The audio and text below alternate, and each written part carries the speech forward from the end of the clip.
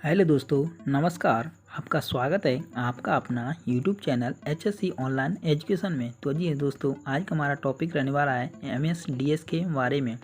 इसका full form होता है मटेरियल सेफ्टी डाटा शीट। तो आइए समझते हैं कि who prepare and provide MSDS को कौन प्रोवाइड या प्रिपेयर करता है। फिर हम नेक्स्ट पॉइंट अपना MSDS इंक्लूड इन्फॉर्मेशन, क्या क्या इन्फॉर्मेशन होना चाहिए।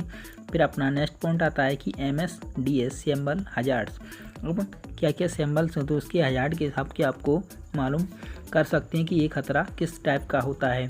इसमें कंप्लीट जानकारी मिलने वाली है। अगर चैनल पर पहली बार आए चैनल को सब्सक्राइब जरूर करें। तब तक वीडियो स्टार्ट करते हैं। आइए समझते हैं कि व्हाट इज MSDS क्या होता है। तो ये material safety data sheet is documents that condition information on the potential hazard, health, fire, radioactivity and environmental and how to work safety with the chemical products. It is essential starting point for the development of a complete health and safety program. ये क्या होता है कि MSDS एक ऐसा documents होता है जो भी कंपनी की एक्टिविटी हजार्ड के बारे में को कंसीडर करता है। इसमें क्या क्या कंपनी की सारी डिटेल होती है, कंपनी का कौन सा प्रोडक्ट है, किसका उपयोग होने वाला है, क्या काम के लिए उपयोग किया जाता है, कौन सा पदार्थ आता है, इसमें क्या क्या हजार्ड हो सकती है, किस वर्क के लिए काम करता है और उसे कैसे स्टोरेज करना चाहिए, कैसे हैंडलिंग करना चाहिए, इसमें क्या क्या इमरजेंसी में इसका प्रोटेक्शन लेना चाहिए, अगर कोई भी इमरजेंसी हो जाती है तो क्या PP को प्रोवाइड करना चाहिए, कौन कौन से फायर फाइटिंग मेजर्स लेना चाहिए। इसमें MSDS में जो भी प्रोडक्ट होता है उसकी कंप्लीट जानकारी MSDS में कंसीडर करते हैं। कंपनी के द्वारा इसमें जो भी हजार्ड होने वाले हैं या हो सकती हैं, इसमें सारी कॉन्टैक्ट नंबर, कंपनी की डिटेल्स, कंपनी की जानकारी, प्रोडक्ट्स का डिटेल, प्रोडक्ट के किस हजार्ड से होते हैं, किन कौन से साइड इफेक्ट हो सकते हैं, उसमें कंप्लीट जानकारी दी रहती है। तो आइए समझते हैं आपको कंप्लीट जानकारी आगे नेक्स्ट पॉइंट से। तो हु प्रिपेयर एंड प्रोवाइड, कम अब MSDS को कौन प्रोवाइड या प्रोवाइड करवाता है। तो जैसे कि मैन्युफैक्चरिंग और इम्पोर्टेंट्स और dangers goods and hazard substance must, जो भी मैन्युफैक्चर होता है, इम्पोर्टेंट्स होता है, उनको वहाँ कंसीडर कर सकते हैं MSDS में। अब आता है कि prepare and MSDS each of their products, जो भी प्रोडक्ट्स होता है उसको कौन प्रिपेयर कर सकता है और प्रोवाइड करवाता है। तो provide the current MSDS employ and occupants the permission where the products is issued और स्टोर, जो भी वहाँ का एम्प्लॉय या प्रोवाइड करवाता है इसको इंजीनियर, जो इसमें क्या क्या हजार्ड हो सकते हैं स्टोरेज के हिसाब से करता है, कहाँ पर करता है, और एनवायरनमेंट के हिसाब से क्या क्या साइड इफ़ेक्ट हो सकते हैं प्रोडक्ट्स के।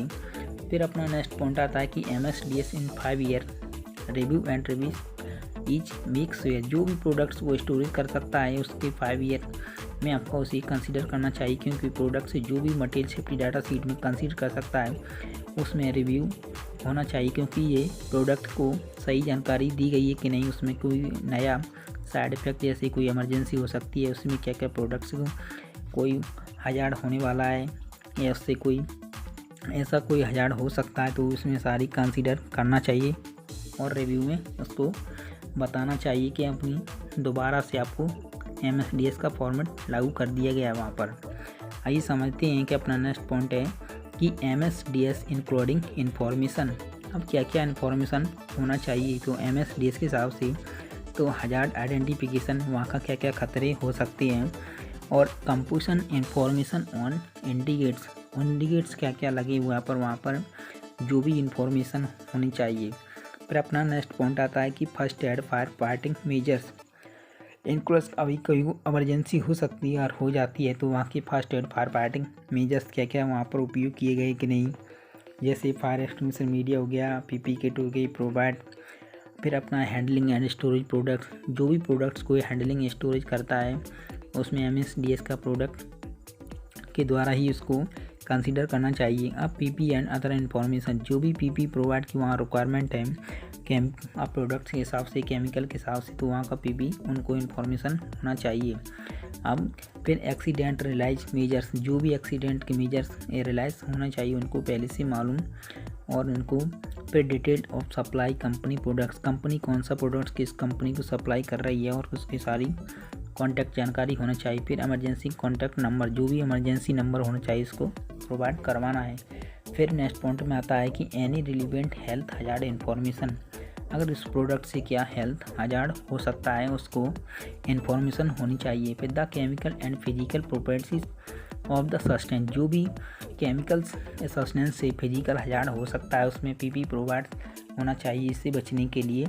अगर आप प्रेपरेंट्स for the safe storage and disposal of the substance, जो भी वहाँ प्रोडक्ट्स को या मटेरियल को शिफ्टिंग किए गए स्टोरेज किया गया है वहाँ के हजार्ड के बारे में उसको मालूम होना चाहिए। फिर इमरजेंसी कॉन्टैक्ट नंबर, अगर उससे कोई भी इमरजेंसी हो सकती है, हजार्ड हो जाता है, एक्सीडेंट हो जाता है तो उससे इमरजेंसी के समय क्या कॉन्टैक्ट किसको पहले करना चाहिए, क्या प्रोटेक्शन लेना चाहिए वहाँ की, उससे कैसे बचना चाहिए, उसके बारे में उसको पहले से जानकारी होनी चाहिए। आइए समझते हैं। जैसे कि आप ये देख सकते हैं एक्सक्लूसिव फीमेल, ये अपना कलर कोडिंग के हिसाब से आपको इसमें चेक कर सकते हैं।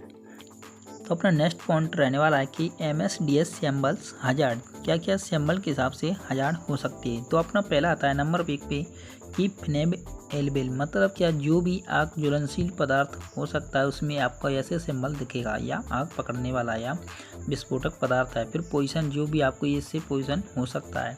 फिर अपना नंबर 3 पे आता है रेडियो एक्टिव, जो भी रेडियो एक्टिव पदार्थ होते हैं या उससे आपको इस सिंबल के हिसाब से आपको उसमें हजार्ड कंसीडर कर सकते हैं। फिर नॉन इंक्लूडिंग रेडिएशन हो गया अपना, फिर बियॉन्ड हजार्ड से हो गया है।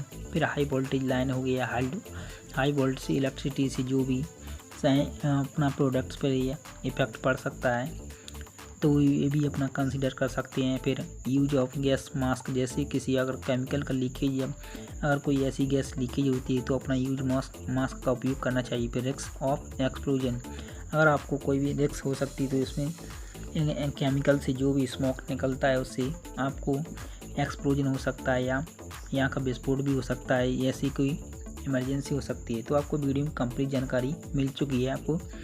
तो आपको कैसा लगा वीडियो को सब्सक्राइब जरूर करें। जय हिंद साथ।